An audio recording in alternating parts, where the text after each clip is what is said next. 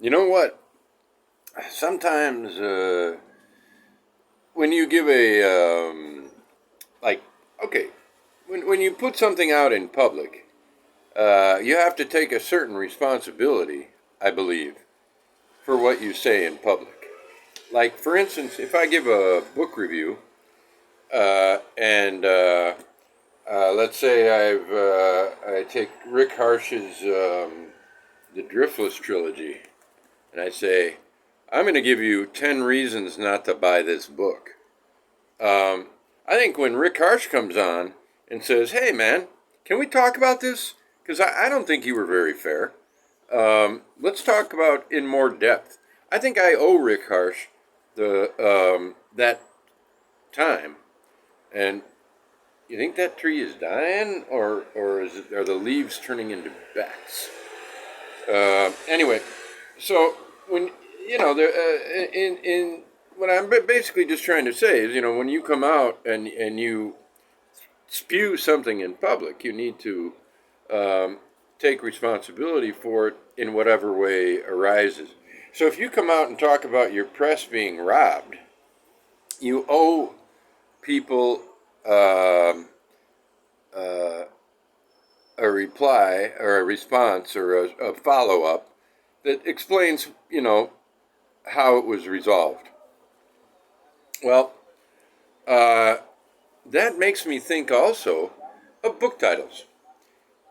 We all have our favorite books, but I don't know if I'm going to do a review on book titles, some of the best book titles. Obscene Bird of Night is one that I immediately think of.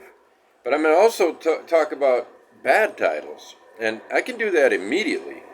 Of all the books that have, like a title, you can just, a bad title is perhaps one where, in which it's a great book, but you can scan a bookcase and you'll never stop at that one because it's such a shit title. So we got here Mikhail Bakhtin, great name, but he was born with it, so no credit there. Maybe he wasn't. Maybe he changed it. I think I would like to be called Mikhail Bakhtin. Yes, yes, very good name. Actors do that. Do writers do that? Some do. Some have. Herman Melville's real name was Johnny Sixpack. No, okay, that's not true. But look at the title he gives his book, Problems of Dostoevsky's Poetics. Well, this is a great fucking book and very inspiring for me. He talks about he loves to talk about carnival. Uh, Carnival as an idea is brilliant. Carnival in history was meaningless because it was an opiate. It was like a week of pretending things were good when they really sucked for 51 weeks.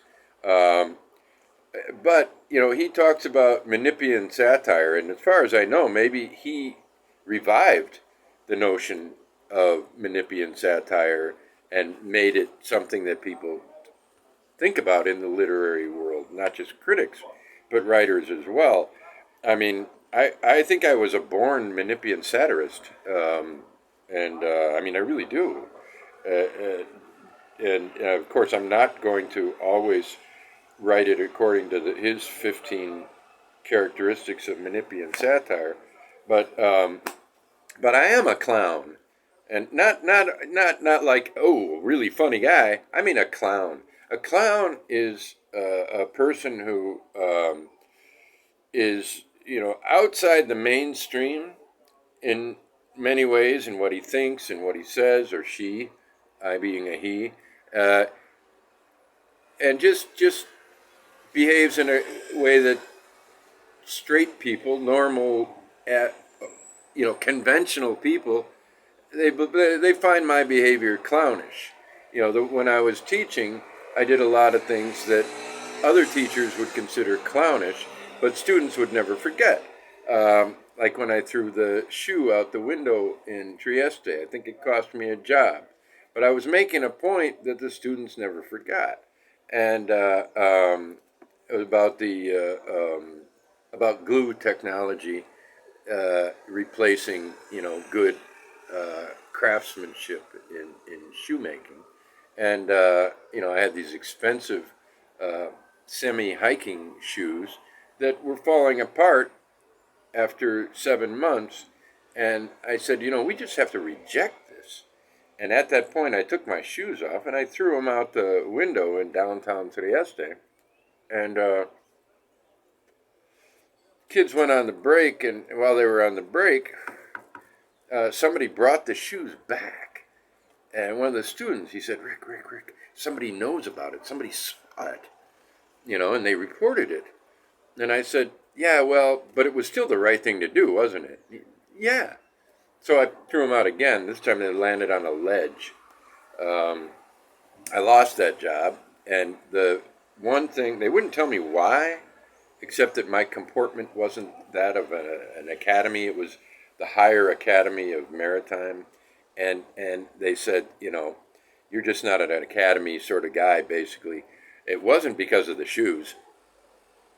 But that was like, 8 months ago. Why are you even thinking about it if it wasn't because of that? So it was because of the shoes. Anyway, clownery. A clown is also just a dipshit. That's part of being a clown. I came on here and talked about getting ripped off and how bizarre it was that there was a round number. Well, it turns out, and I also thought it was strange because I just started using my business account. I have a nonprofit organization, so that now what I'm doing here is perfectly legal, and I just need an accountant to help me present that fact to the tax people. But I just started using this new account within the last week or two, and I checked my balance, and heck, 60%. I said 40 before, but 60% of my money was gone. And today I went down to the bank, and I had my alarm set. Another clownish thing. I set my alarm. That's not clownish. Clownish is expecting it to wake me up. I had it set for 8:30. I thought I don't have to rush in there at 8 o'clock going, my money, my money. I can rush in there at 9 o'clock saying, my money, my money. But I woke up. I felt really good. I thought, okay, I got a good night's sleep. I went to bed earlier than I ever do. After 3 nights of really bad sleep, I thought, okay, now I feel fresh. The dog was there. Hey, Rick, good morning. My daughter's home from school today with the last bit of her cold. Morning, Barnaby. Yeah, hey, Daddy. And I said, hey, Barnaby, what time is it? She said 11:38. And I thought, oh, fuck. The bank is going to be closed for lunch at 12. So I get dressed. I rush down. I put on, fake, smelly, good stuff and rushed in and talked to the head of our branch of the bank in my building. And he had no idea what the fuck I was talking about for the longest time. And then I finally got,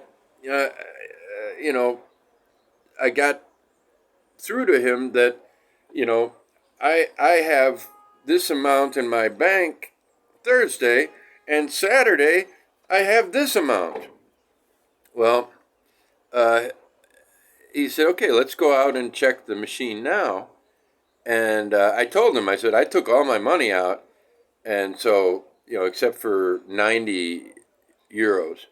And so we checked the machine, and the machine said 90 euros. And he said, oh, wow, that is weird. I'm going to make some phone calls because his records showed, I kind of skipped this. I'm not a good storyteller. That's why I write novels, because you can say, oh, yeah, that's just a trick I do. And I can support that with this terribly titled but brilliant book by Mikhail Bakhtin. And I'm going to change my name to Ricky Bakhtin. Anyway, so he says your money's here, and I'm saying, but let's go. This is what happened, and we go out to the machine, And he says, weird. Um, I gotta make some phone calls. So he didn't know what happened either, but he sees that I hit my balance and it gives me my balance. My balance was indeed 90. It turns out that what the bank, when you have an account like a business account, it doesn't give you the balance. If you want the balance, you have to go into the bank. What they were showing me was my limit. And so, but it didn't say that. It said, I said, you know, the word for balance, bank balance in Slovene is stanja. And so everything worked the same as it always has with the bank machines here. I hit stanja, and yes, I do want the receipt, and the receipt said 90 euros. So he saw that. He said, "Yeah, that's weird. Something's strange here." And he just called me and he explained to me. He learned something. This is the head of our local branch. He didn't know that when you have a business account, if you want your balance, you have to go inside the bank. All the bank will show is how much you've got left. It's the balance that you can use here and now. So if your balance is, say, 2,000, it'll show 2,000. If you take out 1,000, it'll show 1,000. That's your current balance, the balance of what you can take from the machine here and now. Nobody hacked my account. They just tricked me. And there was something I didn't know. So all is fine with Corona Samizdat. All the money is, well, 40% of the money is in my desk drawer, and the rest is actually where it should be. So that's what happened. I did not get robbed. But an interesting thing is that everybody I talked to, I talked to as many people who might know something about banking and so on, and in the United States over email and WhatsApp, and I talked to Slovenes, and one guy yesterday was really good. He said, "You don't panic. You're gonna get your money back. This has happened to me." So the interesting thing is that what I thought happened is happening a hell of a lot. Everybody's familiar with it. It just didn't happen in my case. In my case, it was just not knowing this fact about having as opposed to a personal account, a business type account. So, Corona Samizdat is run by a clown.